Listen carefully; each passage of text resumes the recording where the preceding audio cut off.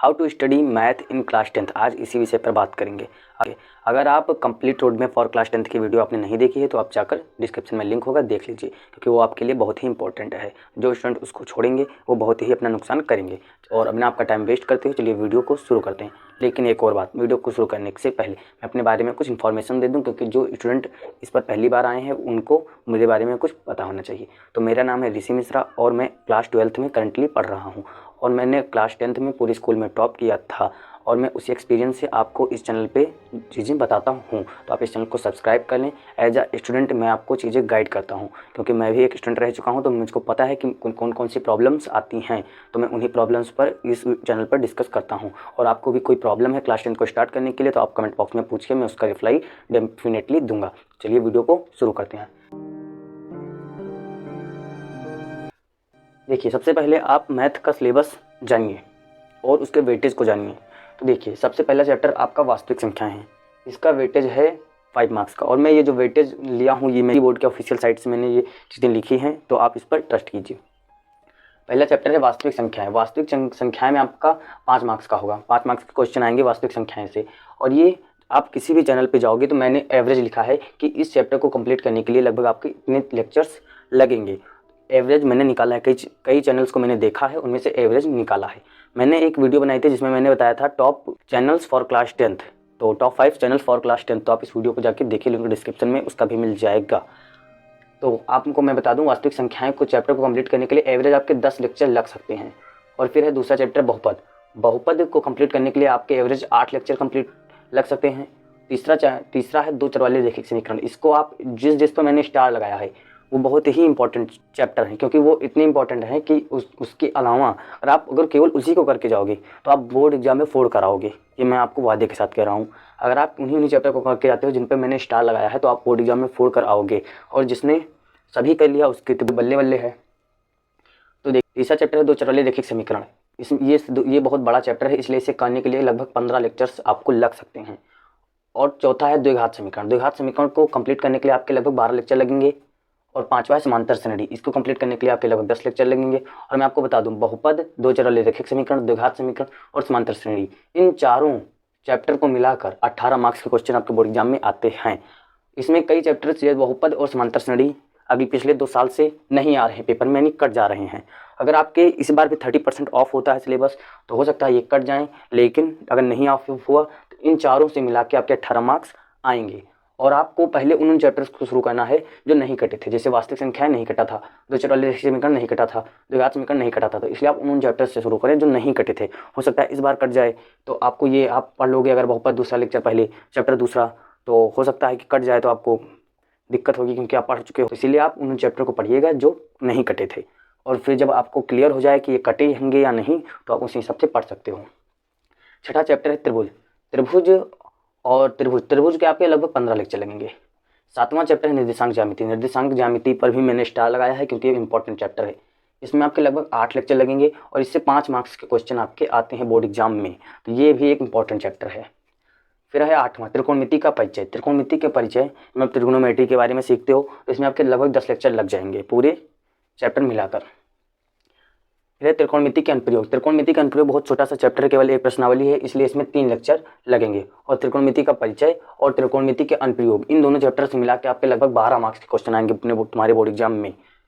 फिर है वृत्त और रचनाएं और त्रिभुज, इन तीनों से मिला के आपके लगभग 12 मार्क्स के क्वेश्चन आएंगे आपके बोर्ड एग्जाम में। यानी देखिए, यहाँ पर आपका ये त्रिकोणमिति का परिचय और त्रिकोणमिति के अनुप्रयोग, इन दोनों से मिला के आपके 12 मार्क्स आए थे। 6 मार्क्स इससे, 6 मार्क्स इससे, और यहाँ पे त्रिभुज, वृत्त और रचनाएं से मिला के आपके 12 मार्क्स आए हैं, जिसमें केवल रचनाएं से आपके 5 से 6 मार्क्स आ जाएंगे। यानी वृत्त और त्रिभुज मिला के आपके लगभग 6 मार्क्स के क्वेश्चंस आएंगे। इन 2 चैप्टर से 6 मार्क्स क्वेश्चन आएंगे, जबकि त्रिभुज आपका कठिन भी है, तो इसको आप हार्ड चैप्टर में रखिएगा। बहुत से स्टूडेंट नहीं कर पाते हैं, तो आप इन दोनों को बाद में ही करिएगा, क्योंकि ये इतने वेटेज भी नहीं रखते हैं, ऊपर से आपके इतने हार्ड हो जाता है त्रिभुज। फिर आपके और वृत्त को कंप्लीट करने के लिए 5 लेक्चर, रचनाएं देख लिए आसान है इसलिए 3 लेक्चर लगते हैं। ऊपर से मैंने जो उन पर स्टार लगाया है वो आसान है और उनका वेटेज भी है, इसीलिए मैं उन पर स्टार लगाया हूँ। फिर 12वां है वृत्तों से संबंधित क्षेत्रफल। वृत्तों से संबंधित क्षेत्रफल के आपके 8 लेक्चर लगेंगे। फिर है 13वां पृष्ठीय क्षेत्रफल और आयतन, इससे आपके 11 लेक्चर लगेंगे, और इन दोनों को मिला के आपके 12 मार्क्स के क्वेश्चन आएंगे। 12 मार्क्स के क्वेश्चन आपके आएंगे बोर्ड एग्जाम में। फिर आखिरी है सांख्यिकी और प्रायिकता। सांख्यिकी के 8 लेक्चर, प्रायिकता के लगभग 8 लेक्चर आपके लगेंगे और इन दोनों को आपको करना है क्योंकि ये दोनों स्टार हैं, ये दोनों इंपॉर्टेंट है और इन दोनों को मिला के आपके 10 मार्क्स क्वेश्चन आएंगे, यानी 5 मार्क्स से इसका और 5 मार्क्स का इसका। अगर आप स्टार वाले पॉइंट कर लेते हो तो आप बहुत ही अच्छा करोगे अपने बोर्ड एग्जाम में। और इस तरह आपके ये लेक्चर्स हैं, इनके ये वेटेज हैं और ये आपके चैप्टर्स इस। और मैं आपको बताऊँ, टोटल चैप्टर को गिनने पर आपके अप्रॉक्सीमेटली 134 आए हैं, तो मैंने 130 से 135 लेक्चर लिख दिया कि इतने के बराबर आपके लग सकते हैं। देखिए अभी से जिस समय मैं ये वीडियो शूट कर रहा हूँ उस समय से लेकर के और आपके बोर्ड एग्जाम अब मार्च में होते हैं, तहाँ तक आपको लगभग 240 दिन का समय है लगभग, और आपके 130 से 135 लेक्चर लगेंगे मैथ में। तो यानी कि आप अगर पर डे एक लेक्चर लेते हो मैथ का तो आपके 130 दिन में यानी 4 महीने में आपका कंप्लीट, 4.5 महीने में लगभग आपका मैथ कंप्लीट हो जाएगा। उसके बाद आप किसी अन्य सब्जेक्ट को उठाइएगा, जैसे कि मान लो आपने मैथ और साइंस को उठाया, क्योंकि आप स्कूल में पढ़ोगे तो घर आकर 6 लेक्चर से 6 सब्जेक्ट हैं तो 6 लेक्चर तो पढ़ने नहीं लोगे, 6 घंटे पर डे घर पर पढ़ रहे हो, केवल उसके बाद में नोट्स बना रहे हो तो वो सब करोगे 10 घंटे हो जाए, इतना तो पढ़ोगे नहीं। 2 से 3 से 4 घंटे आप घर पर पढ़ोगे, तो उन 3 से 4 घंटे में आप क्या करोगे, मान लो आपने अभी से मैथ और साइंस को उठाया कि मैथ और साइंस जब कंप्लीट कर लोगे आप तब किसी दूसरे सब्जेक्ट को उठाओगे। तो आपने मैथ को 4.5 मंथ में कंप्लीट कर दिया और इसी तरह साइंस का मैं बनाऊंगा जिसमें मैं साइंस को भी इसी तरह एक्सप्लेन करूंगा और आपका साइंस भी इसी 5 मंथ में कंप्लीट हो जाएगा। तो यानी कि 5 मंथ में आपने मैथ और साइंस कंप्लीट कर दिया। अब आप कोई 2 सब्जेक्ट और उठाइए जिसमें आप इंग्लिश और एसएसटी उठा सकते हो और उसको भी इसी तरह कंप्लीट कर दीजिए, तो जिससे कि आप पढ़ोगे भी 2 से, यानी पर डे अगर आपने 2 लेक्चर लिए तो आपका कंप्लीट भी हो जाएगा सभी और आपको ज़्यादा समय घर पर पढ़ना भी नहीं पड़ेगा। 3 से 4 घंटे स्कूल को छोड़ के आपके 3 घंटे बहुत है घर पर पढ़ाई करने के लिए। तो इसी तरह आप करोगे। मैं हट जा रहा हूँ, आप इसका स्क्रीनशॉट लेना चाहते हो तो ले लीजिए। 1 2 3। तो चलिए अब मैं आपको बताऊंगा कि आपको किसी चैप्टर मैथ के किसी चैप्टर को किस तरह पढ़ना है कि जिसके बाद आपको फिर कुछ करने की ज़रूरत ना पड़े, आप पढ़ो और आपको अच्छी तरीके से सारा चीज़ क्लियर हो जाए और आप बहुत अच्छा मार्क्स ला सको उस चैप्टर से। तो मैं आपको बताने जा रहा हूँ। मान लो आपका पहला चैप्टर है वास्तविक संख्याएँ। वास्तविक संख्याओं को आप किस तरह पढ़ोगे आपका बहुत अच्छी तरीके से कंप्लीट हो जाए, तो आपको सबसे पहले क्या करना है कि कोई लेक्चर अटेंड करना है। मान लो आपने स्कूल में पढ़ा या फिर आप लेक्चर लिया, ऑनलाइन लेक्चर लेना जरूरी है आपके लिए। तो मान लो आपने ऑनलाइन लेक्चर लिए, आप कहाँ से लोगे उसके लिए मैंने कई चैनल्स के नाम बताए हैं प्रीवियस वीडियो में, तो आप उस वीडियो को जाकर जरूर देखें। आपने लेक्चर लिया, उस लेक्चर में आपको सर समझाएंगे और आप समझोगे, फिर आपको क्या करना है, उसके बाद आपको नोट्स बनाना है। उसी वक्त आप लेक्चरों की जो जो चीज़ें वो पढ़ाते जाएँ और जो जो चीज़ें इंपॉर्टेंट लगे आपको उसको नोट्स में लिखते जाओ। आपने नोट्स बनाया, उसके बाद आपको क्या करना है, उसके बाद आपको एनसीईआरटी के सभी क्वेश्चंस करने हैं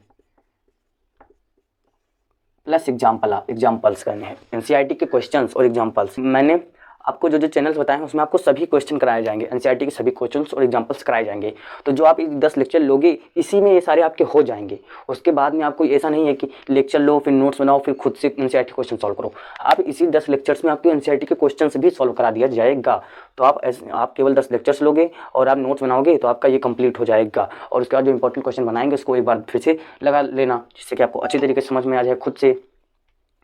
फिर आप एनसीईआरटी क्वेश्चंस लगाए और एग्जाम्पल्स लगा लिया। आप अगर इतना कर लेते हो तो आपका एक चैप्टर खल्लास हो गया है। उसके बाद आपको 1 से 2 महीने के बाद में केवल रिवीजन करने की ज़रूरत है।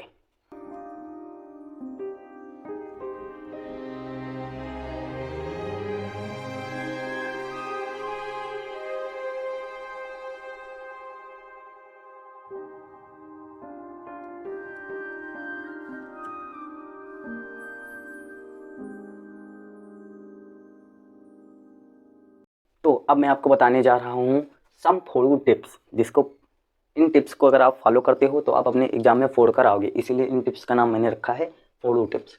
तो उसमें पहला टिप्स है अंडरस्टैंड द बेसिक्स। आप मान लो कोई लेक्चर ले रहे हो तो उसमें अगर आपको कोई भी चीज़ नहीं समझ आ रही है तो आप उसके बेसिक्स तक जाओगे, जितना बेसिक्स तक पहुँचते जाओगे उतनी आपको वो चीज़ें समझ में आती जाएगी। तो ये एक बहुत ही अच्छी टिप्स है जिसमें आपको बेसिक्स तक जाना है। अगर कोई टीचर है ऐसा जो आपको बेसिक तक नहीं लेकर जा रहा है तो आप उससे मत पढ़ो, क्योंकि वो आपको जब बेसिक से जानोगे नहीं तो एडवांस कैसे जान जाओगे। पहले बेसिक जानना जरूरी तो है, अगर आप बेसिक से जानते हो तब वो एडवांस पे लेकर जा रहा है तो आपको कोई दिक्कत नहीं। लेकिन किसी भी चैप्टर को आपको पढ़ने से पहले उसके बेसिक पता होने चाहिए। बेसिक्स क्या होते हैं, जैसे मान लो आपने वास्तविक संख्या पहला चैप्टर उठाया तो उसमें आपको सबसे पहले वास्तविक संख्याओं में आपको सबसे पहले सभी तरह की संख्याएँ आनी चाहिए। सम संख्या, विषम संख्या, वास्तविक संख्याएँ, में आपको परिमेय संख्या, अपरिमेय संख्या, ये सारी चीज़ें आनी चाहिए। अगर आपको पहले यही नहीं पढ़ाया गया, डायरेक्ट आ गया अपरिमेय संख्याओं को सिद्ध कीजिए, तो आप कैसे सिद्ध करोगे? तो आपको पहले बेसिक्स पता होने चाहिए। अगर आपको बेसिक्स ऑलरेडी आते हैं तो कोई बात नहीं, लेकिन अगर बेसिक्स आपको नहीं आते हैं तो सबसे पहले आपको बेसिक्स पता करना है, उसके बाद उस चैप्टर को आगे बढ़ना है। क्योंकि अगर आप बेसिक्स जान जाओगे तो आपको इंटरेस्ट आएगा उस चैप्टर में। तो ये इस चीज़ को आप ध्यान रखिएगा। और दूसरी टिप है प्रैक्टिस रेगुलरली। आपको मैथ एक ऐसी चीज़ है जो प्रैक्टिस से आती है, तो आपको पर डे प्रैक्टिस करनी है। चाहे 5 क्वेश्चन पर डे लगाओ, खुद से लगाओ। जैसे मान लो सर ने लेक्चर्स पढ़ाई, मैं कुछ क्वेश्चन लगवाए, उस क्वेश्चन में सभी सर होते हैं वो बताया करते हैं ये इंपॉर्टेंट है, ये इंपॉर्टेंट है। जो क्वेश्चन इंपॉर्टेंट होंगे उन क्वेश्चन को आप स्टार मार्क कर लीजिए। एनसीईआरटी किताब में स्टार मार्क कर लीजिए कि क्वेश्चन इंपॉर्टेंट है। उसको फिर पर डे 2, 4, 5 क्वेश्चन खुद से लगाया करो। अगर आप 5 क्वेश्चन पर डे खुद से लगाते हो तो आपके ब्रेन की हैबिट बनती जाती है, जिसमें आपको प्रॉब्लम सॉल्विंग ब्रेन बन जाता है। जिसका ब्रेन प्रॉब्लम सॉल्विंग ब्रेन बनता है उसका ब्रेन बहुत ही अच्छा काम करता है। तो आप इस चीज़ को मत भूलिएगा। फिर आस्क क्वेश्चन। मान लो आपको कोई चीज़ आप पढ़ रहे हो, आपको नहीं समझ में आ रही है, तो आपको क्वेश्चन पूछना है। घबराना नहीं है कि सर बताएंगे या नहीं, या फिर डांट देंगे सर, आपको बिल्कुल भी शर्माना नहीं है। आपको कोई भी क्वेश्चन नहीं आता है या फिर कोई भी क्वेश्चन के ऊपर डाउट है तो आपको तुरंत क्वेश्चन पूछना है। क्वेश्चन पूछने की आदत अच्छी आदत है, आपको ये चीज़ ध्यान रखनी है। और चौथा है मेक नोट्स। आपको नोट्स बनाना है। मान लो कोई चीज़ ऐसी है जो आपको इंपॉर्टेंट लगती है और आपको नहीं आती है, तो आपको ऐसे बादल की तरह बनाना है और ऊपर अपना कोई नोटेशन लिख देना है। यानी मान लो आपने लिखा के क्यूब बी। के क्यूब बी का मतलब क्या होता है? कुछ काम की बात। के क्यूब यानी के 3 बार आ गया तो कुछ काम की बात, के क्यूब बी। उसमें आपको कुछ ऐसे इंपॉर्टेंट चीज़ें उसे लिख देनी है कॉपी के एकदम साइड में, जिससे कि आप जब दोबारा उसको रिविजन करोगे नोट्स में तो आपको वो चीज़ें हाईलाइट रहेगी और आप उसको पढ़ोगे और आपको नॉलेज में वृद्धि होगी। और आखिरी चीज़ है यूज ऑनलाइन रिसोर्सेज। मैं आपको बता दूं आज के डेट में कोई भी ऐसी चीज़ नहीं है जो ऑनलाइन नहीं प्रेजेंट है। आप कुछ भी ढूंढना चाहते हो तो आपको ऑनलाइन वो चीज़ मिल जाएगी। तो आपको ऑनलाइन रिसोर्सेज को यूज़ करना है जो फ्री हैं। आप जानते नहीं रहोगे तो आप यूज़ किस तरह करोगे? तो इसलिए आपको ढूंढना है और उनको यूज़ करना है। मैंने जो बताया चैनल्स, पहले के समय पे क्या होता था, उतनी अच्छी तरीके से कोई भी टीचर्स मिलता नहीं था पढ़ाने के लिए। जो मिल जाता था वो फीस ज़्यादा लेता था। लेकिन अब क्या है, ऑनलाइन पहुँचोगे आपको बिना किसी फीस के यूट्यूब पे बहुत ही अच्छी पढ़ाई होती है। इतनी अच्छी पढ़ाई होती है कि आप सोच भी नहीं सकते अगर आप पहली बार ऑनलाइन पढ़ाई कर रहे हो तो। अगर आपने किया है तो आपको पता होगा कितनी अच्छी ऑनलाइन पढ़ाई हो रही है। उतना पढ़ाने के लिए लोग बहुत सारे पैसे लेते हैं। तो आशा करता हूँ कि आपको मैंने इस वीडियो में जो चीज़ें बताई हैं वो आप फॉलो करोगे और इस चैनल को भी सब्सक्राइब करोगे। तो इस चैनल को सब्सक्राइब करो, इस वीडियो को लाइक करो, अपने दोस्तों के पास चैनल को जरूर शेयर करो। जय हिंद।